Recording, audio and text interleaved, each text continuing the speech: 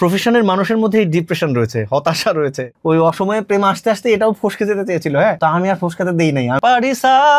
পারিসা তো পাল্টে গেছে মন। ডিপ্রেশন ছাড়া কোনো মানুষ নেই। প্রত্যেকটা প্রফেশনের মানুষের মধ্যে ডিপ্রেশন রয়েছে, হতাশা রয়েছে। সে হোক দোকানদার, হোক মানে ব্যবসায়ী, বাদাম বিক্রেতা, হোক একজন রিক্সা পোলার, বা হোক একজন টপ লেভেলের কর্পোরেট। এই যে এমন এখন মানে বিশ্ববাজারে ধস নামছে, শেয়ার বাজারে ধস নামছে, দেখেন সবাই না একটা ডিপ্রেশনে থাকে। তা আমি তো ক্ষুদ্র একটা মানুষ, গানের মানুষ, তো আশেপাশে সবাই কাজ করছে, এটা আমার দেখে অনেক ভালো লাগে। আমি চাই সব মানে কোয়ালিটিফুল কাজ আসুক এবং একটা কম্পিটিশন থাকুক, সবাই ভালো কাজ করুক, এই কাজের একটা প্রতিযোগিতা থাকুক, কাজের প্রতিযোগিতা থাকুক, কেউ কারো আমরা হিংসে না করি। আমরা চাই সবাই একসাথে আমাদের এই দেশটাকে যার যার জায়গা থেকে ভালোবাসতে। এবং সত্যি দেশপ্রেম যদি থাকে, দেশপ্রেম বলতে যেটা বুঝি আমি, যে আমার কাজটা আমি সুন্দর মতো করলেই আমার মনে হয় আমার দেশকে ভালোবাসা হয়। খায়রুল বাসীর জীবনে কি অসময়ে প্রেম এসেছে? আমি তো আসলে মঙ্গল গ্রহের কেউ না, আমি তো এই পৃথিবীরই মানুষ।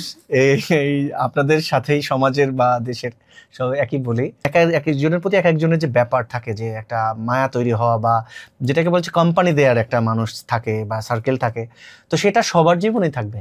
এটা আমার জীবনেও রয়েছে। না হলে তো এই যে কম্পোজিশন, সুর, লেখার যে অনুপ্রেরণা, এটা তো আসতো না, তাই না? মানুষের জীবনের সাথে মিলে যায়।